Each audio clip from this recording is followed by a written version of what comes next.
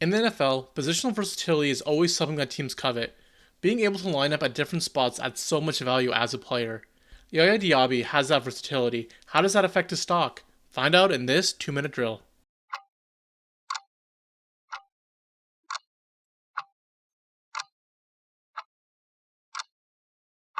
Diaby is an edge prospect out of Louisville after transferring there as a JUCO recruit.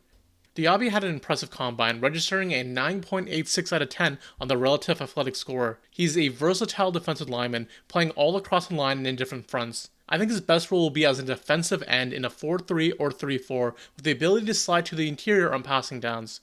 Diaby held his own rushing as a 3-tech. His natural power and arm length make him a difficult matchup for guards to block.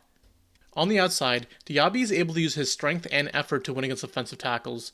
He is especially effective using his push and pull move to throw blockers off guard and giving him a line to the quarterback. However, that is his only effective move besides a pure bull rush. He will need to develop some hand counters.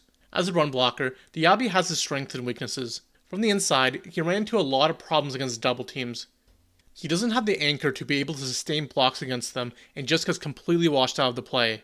His high motor allows him to recover sometimes, but he's not someone you can trust consistently to hold his own as a run stopper from the interior.